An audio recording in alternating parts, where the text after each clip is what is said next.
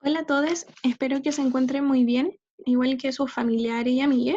Les cuento que el día de hoy, con esta cápsula, vamos a comenzar una nueva unidad, la cual es la correspondiente a la unidad de genética.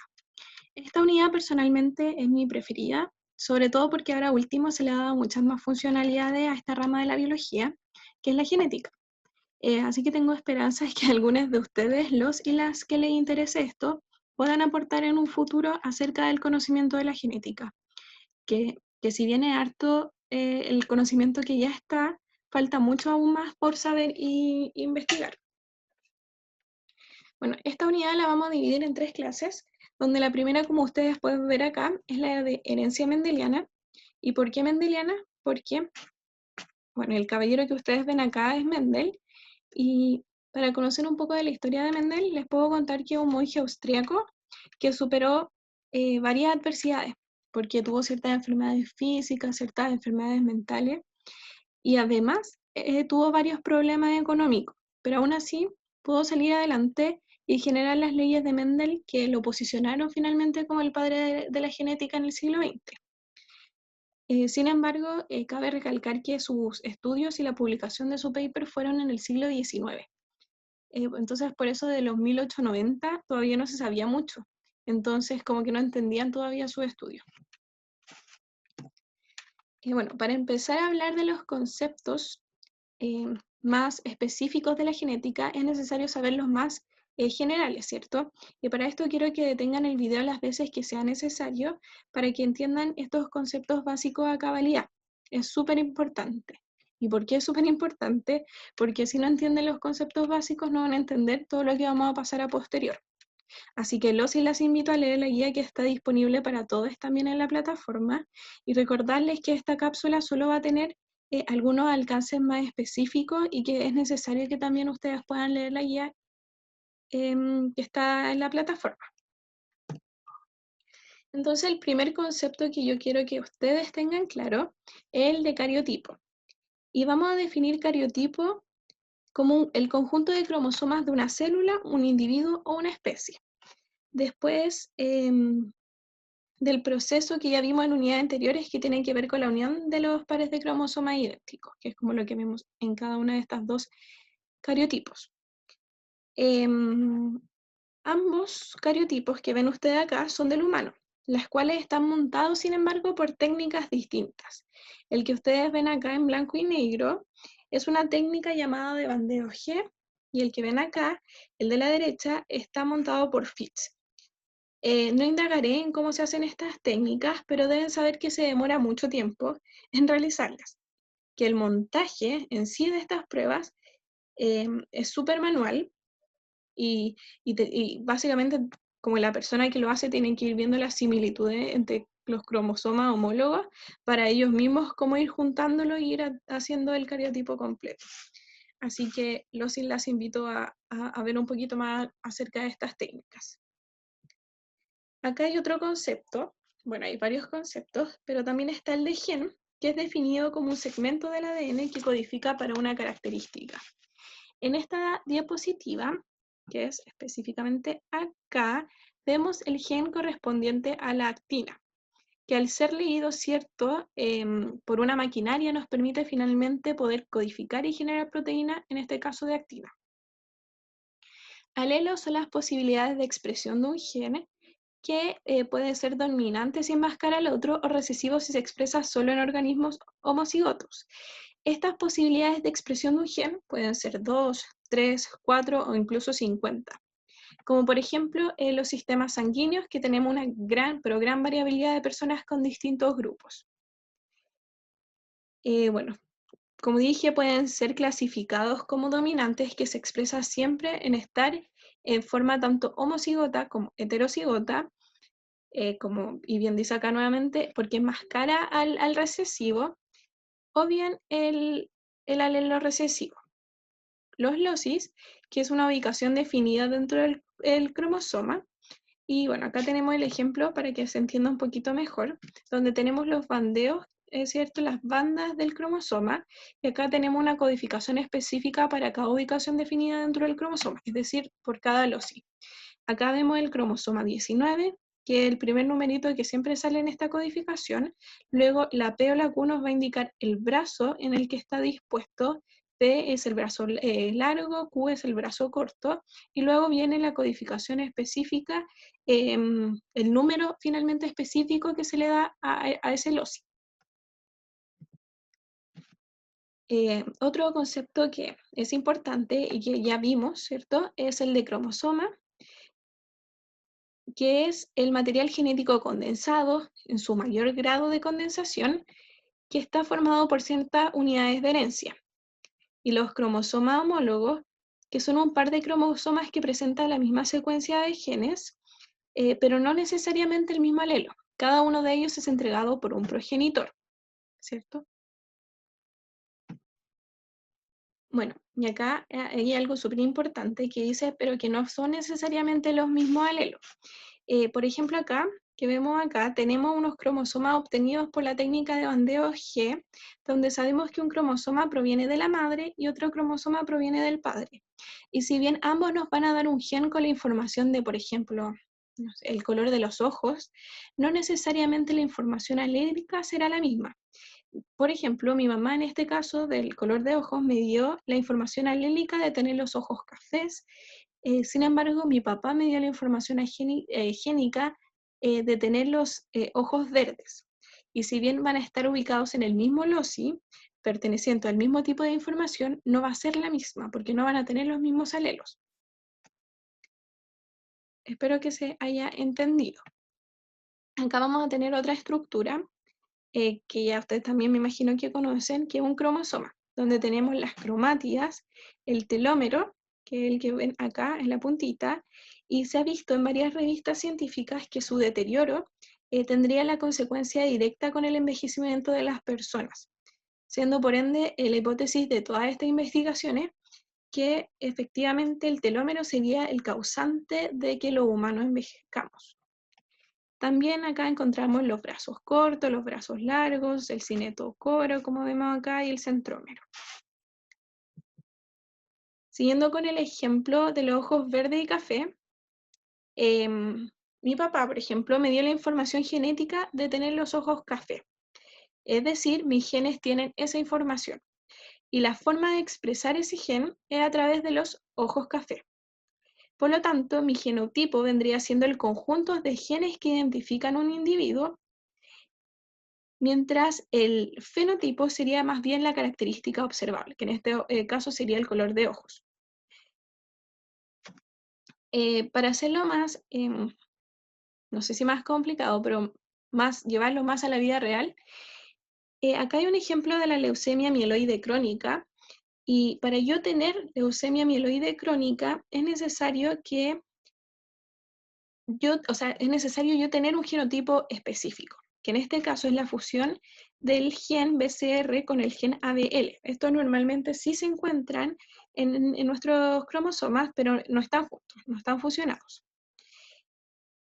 Y este, por ende, sería mi genotipo. Entonces, si a mí me preguntan cuál es el genotipo de este tipo de leucemia, es el BCR-ABL, pero mi fenotipo efectivamente sería la leucemia mieloide crónica porque es la característica observable que yo veo en el individuo. Acá es súper importante decir, al final yo no ando por la calle y digo, mira los genes de esa persona, ¿cierto? Sino más bien decimos, mira el color de ojos de esa persona. Entonces es súper fácil confundirse en la prueba con estos dos conceptos, pero siempre tienen que tener claro que el genotipo son los genes y el fenotipo es la característica observable. Un alcance que quiero hacer es, acá en el fenotipo habla del rasgo. Cuando hablamos de rasgo, hablamos de las características, ¿ya? Sin embargo, hay rasgos que son biológicos, es decir, que son heredados, y hay otros rasgos que son más bien ambientales. Es decir, que adquirimos específicamente del contexto social. Un rasgo biológico, por ejemplo, podría ser el color de los ojos, ¿cierto? Porque yo nazco con ellos y están determinados por mis genes. Sin embargo, un rasgo ambiental vendría siendo, por ejemplo, el idioma. Es decir, que está adquirido 100% por el medio ambiente. Yo no nazco con información genética de saber, no sé, italiano, inglés y español, sino más bien mi determinante va a ser el contexto social en el que me desenvuelvo. También es importante recalcar el hecho de que casi todos los genes heredados se ven influenciados, sin embargo, por el ambiente. Porque yo puedo tener genes para tener la piel blanca, pero si yo me expongo durante toda la vida al solarium, tendré un factor ambiental influyendo también en mi fenotipo heredado. Bueno, y finalmente, para esta primera parte de los conceptos básicos, es importante saber los conceptos de homocigoto, cuando el organismo presenta los dos alelos iguales en un locus determinado, y en este caso heterocigoto también, que es el organismo que presenta los dos alelos distintos en un locus determinado. Y como dijimos, en este caso se expresaría eventualmente el A mayúscula, que acá se ve reflejado por el color rojo. Bueno, eso. Espero que la primera parte de los conceptos se haya entendido bien. Y ahora vamos a proseguir con la primera ley de Mendel. Bueno, ahora les recomiendo igual ir a tomarse un vaso de agua o pararse unos momentos para retomar la concentración y luego iniciar nuevamente. Les cuento que Mendel durante el siglo XIX, como les comentaba, trabajó con guisantes. Sin embargo, no fue toda la vida así. En un comienzo comenzó a trabajar con ratones, pero se dio cuenta que para el objetivo finalmente de su trabajo no era muy buena idea. Y luego siguió con los guisantes. ¿Y por qué eligió los guisantes? Acá nuevamente los y las invito a revisar la guía subida a la plataforma de por qué eligió los guisantes, que igual si uno lo piensa es como, ¿por qué guisantes, cierto? Y Mendel estudió 7 características de estos, que es la forma de la semilla, el color de la semilla, el color de la flor, la forma de la vaina, el color de la vaina, la posición de las flores, la longitud del tallo.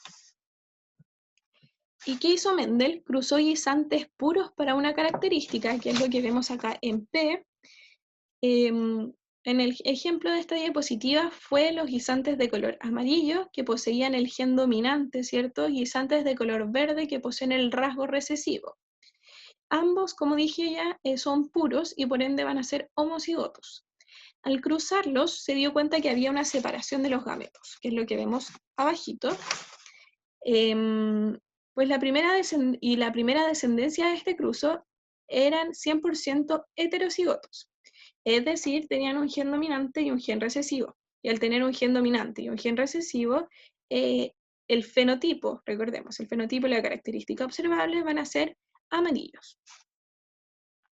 Al cruzar los guisantes obtenidos en este cruzamiento, ¿cierto? Que vimos que eran 100% heterocigotos y 100% amarillos, vemos acá en el mismo recuadro de Kunet que también hubo una separación de gametos donde nos permitió ver 75% de los guisantes fenotípicamente amarillos y un 25% del fenotipo verde.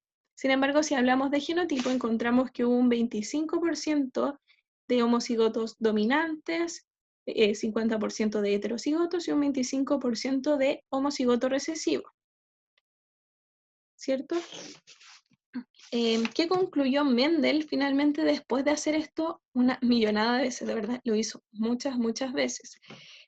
Logró concluir la ley de la segregación, o lo que conocemos como la primera ley de Mendel, que dice lo siguiente: los pares de genes de cromosomas homólogos se separan durante la formación de los gametos, de tal forma que cada gameto recibe un solo alelo de cada par de genes del organismo. Sin embargo, siempre hablamos de probabilidades, ¿cierto? Y sobre todo a nivel de la genética. Por lo que es normal que nos hagamos la pregunta, por ejemplo, de cuál es la probabilidad, como dice acá, de que la pareja tenga 2 hijos albinos.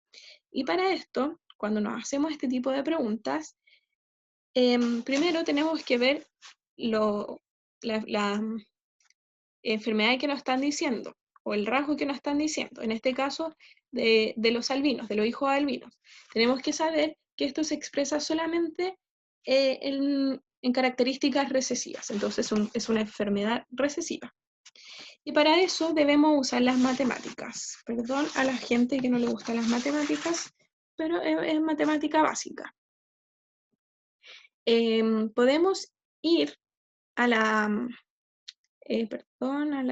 olvidé el nombre, a la tabla de CUNET, al recuadro de CUNET, y podemos ver que solo hay un 25% de posibilidades de que un individuo sea albino. Por lo tanto, para calcular esta pregunta, cuál es la probabilidad de que la pareja tenga dos hijos albinos, tenemos que aplicar la ley del producto. Como es acá, en que se multiplican las probabilidades de cada evento. Así, considerando que la probabilidad de cada hijo sea albino es 1/4, como ya vimos acá en el recuadro de CUNET, y podemos ver que al multiplicar 2 veces esta probabilidad nos vamos a encontrar con la probabilidad de tener 2 hijos albinos es de 1 en 16. Sin embargo, si se quiere calcular, por ejemplo, la probabilidad de que un hijo sea homocigoto, tanto dominante o recesivo, acá tenemos que aplicar la ley de la suma. Y acá podemos ver que hay un 25 o 1/4 de probabilidades de tener un rasgo dominante, homocigoto dominante, y un 25% o 1/4 de un homocigoto recesivo. Entonces sumamos la ley de la suma y obtenemos el resultado, que tiene mucho sentido porque acá estamos cubriendo la mitad, ¿cierto?, del recuadro de CUNET.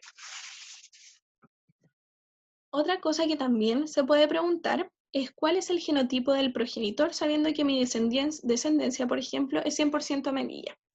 Y en estos casos debemos hacer un cruzamiento de prueba. ¿Qué tenemos que hacer en este cruzamiento de pruebas? Siempre cruzar un homocigoto recesivo y luego probamos a un heterocigoto o un homocigoto dominante y vemos cuál es la proporción que nos acomoda a nosotros.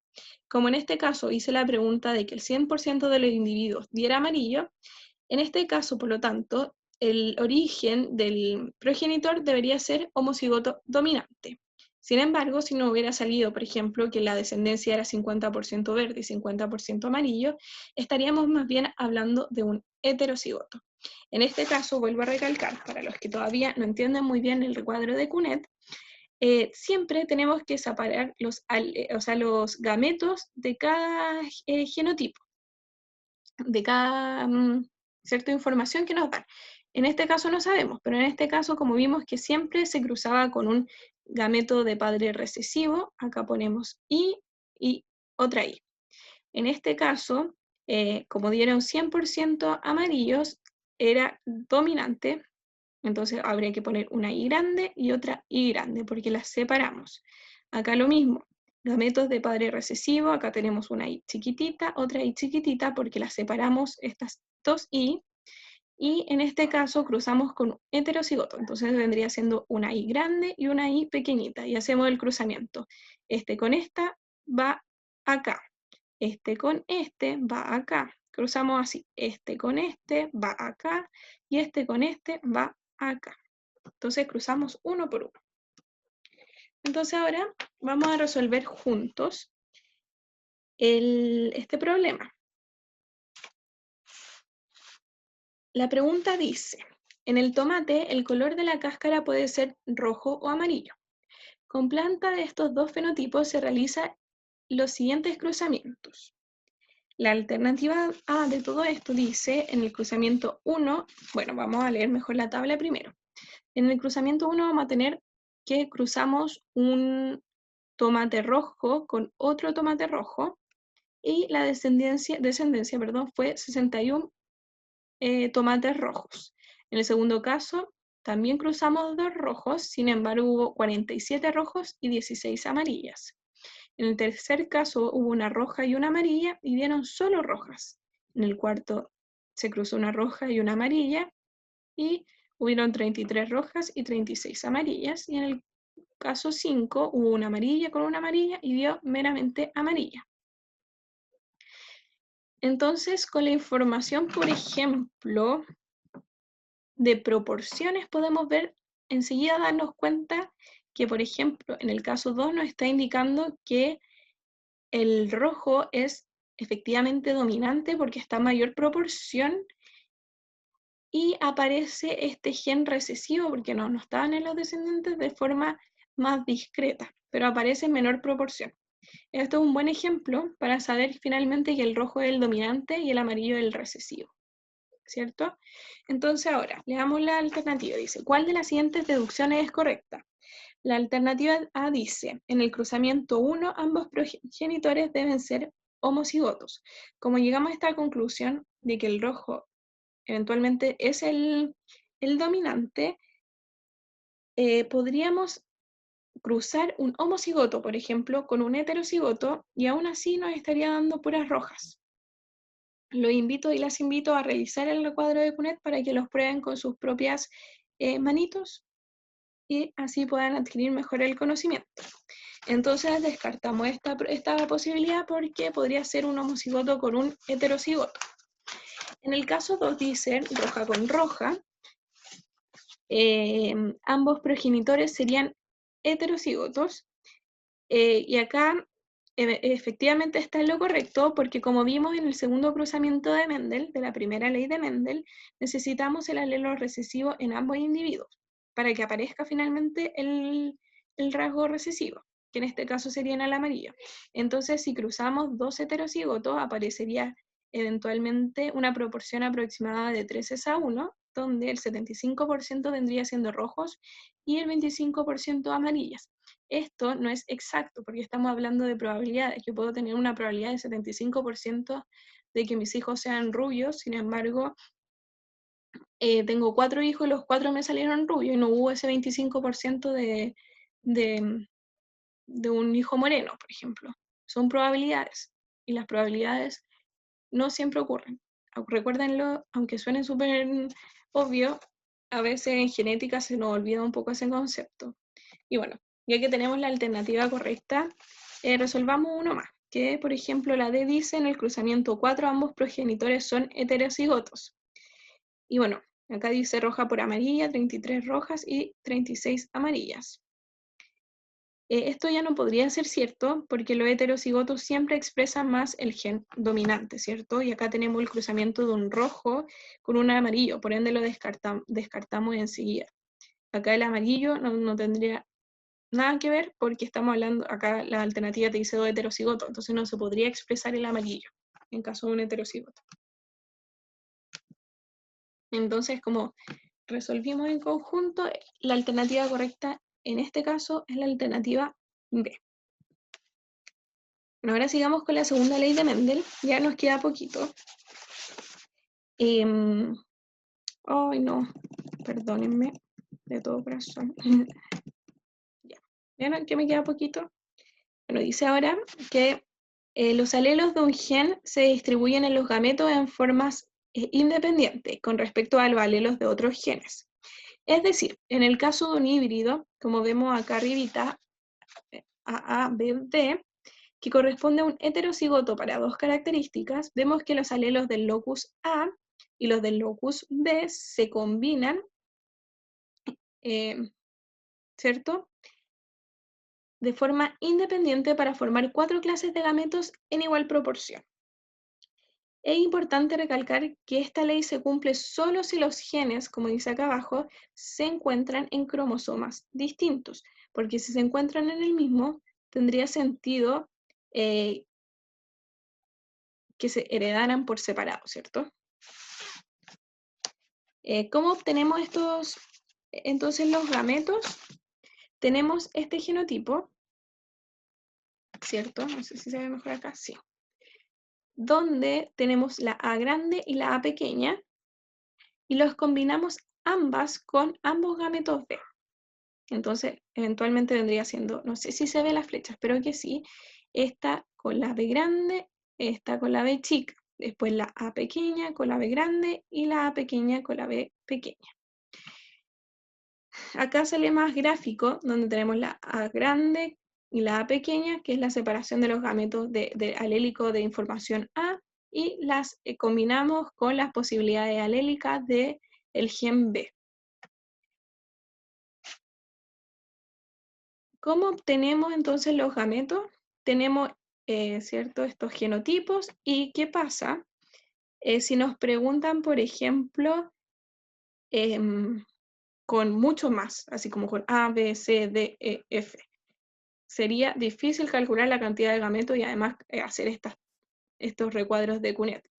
Entonces existe una fórmula para calcular meramente la cantidad de gametos que se pueden producir de un cruzamiento, y esta es 2N, donde N va a ser el número de genes en heterocigosis en el genotipo. Por ejemplo, acá el genotipo AABB presenta 2 genes en heterocigosis, por lo tanto la fórmula quedaría eventualmente 2 elevado a 2, que eso va a ser igual a 4. Una vez que entendemos esto, podemos ver lo que hizo Mendel, que básicamente es lo mismo que en la primera ley, sin embargo cruzó a los guisantes con 2 rasgos distintos. Y en el primer cruzamiento fue con los guisantes puros, nuevamente, es decir, homocigotos dominantes para ambas características, en donde en este caso es AABB grande, y donde vemos que el color era amarillo y la textura era lisa, y un AABB pequeño donde el color era verde y esta como rugosidad, me imagino, es verde. Una vez que los cruzó, encontró 100% de heterocigotos para ambos rasgos y 100% de ellos eran fenotípicamente amarillos lisos. Sin embargo, al hacer el cruce de este resultado nuevamente, obtuvo una gran variabilidad de resultados, como pueden ver en esta tablita nuevamente de Cunet. Algunos incluso no se habían visto antes, es como completamente distintos, como por ejemplo estos amarillos rugosos o estos verdes lisos que no estaban ni siquiera en los progenitores. ¿Y cómo fue clasificando esto? Entonces, por fenotipo y genotipo, donde la proporción fenotípica, como pueden ver acá, es 9, es a 3, es a 3, es a 1, donde 9 son fenotípicamente amarillos lisos, una proporción de 3 va a ser amarillo rugoso, otro 3 verde liso y solo uno de estos va a ser el gen completamente recesivo. ¿Y qué conclusión llegó Mendel con esto nuevamente? A la ley de la asociación independiente de caracteres o segunda ley de Mendel. Es decir, los diferentes rasgos son heredados independientemente unos de otros, de modo que el patrón de herencia de un rasgo no va a afectar al patrón de herencia de otro. Es decir, tú te heredas por tu lado, yo me heredo por el mío. Como, no porque tú seas amarillo, a mí me importa que tú también seas rugoso. No, son cosas separadas. En otras palabras, cada rasgo se transmite con independencia de la presencia de otro carácter. Que el carácter sea rugoso no va a afectar a que yo sea amarillo, recuérdenlo. Bueno, acá podemos resolver esto juntos nuevamente. Acá dice un individuo de genotipo AA, BB, CC puede producir los gametos. Recuerden que tenemos que cruzar uno es a uno, pero en este caso como son 3 tiene que haber un gameto con la característica A, un gameto con la característica B y un gameto con la característica C. Por lo tanto, enseguida vamos a descartar la alternativa D, porque acá no están los gametos de forma correcta, porque no estamos incluyendo un A, un B y un C, y en la E tampoco porque estamos incluyendo 2A, 2B y 2C, independiente si estas combinaciones podrían ser, solo se hereda un gameto, recuérdenlo, independientemente por individuo. Entonces nos quedarían la alternativa A, la B y la C. En este caso podemos hacer las combinaciones, la A con la B y la C, en este caso está, ¿cierto? Entonces esta estaría buena en estos 3 casos.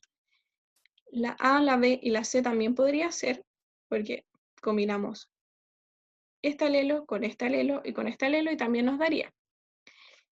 Entonces esta eventualmente estaría buena, pero quizás le faltan gametos. Probemos con la otra. La A, la B y la C, ¿cierto? También podría ser la A, la B pequeñita, A pequeñita, B pequeñita, C grande también podría ser. Y si bien todas estas tienen los mismos gametos, la B vendría siendo la más completa, entonces vendría siendo la alternativa correcta. ¿Qué es lo importante de este ejercicio? Que ustedes entiendan que cada par se va a heredar independientemente. Entonces, sí o sí, dentro de mi gameto voy a tener una A, una D y una C.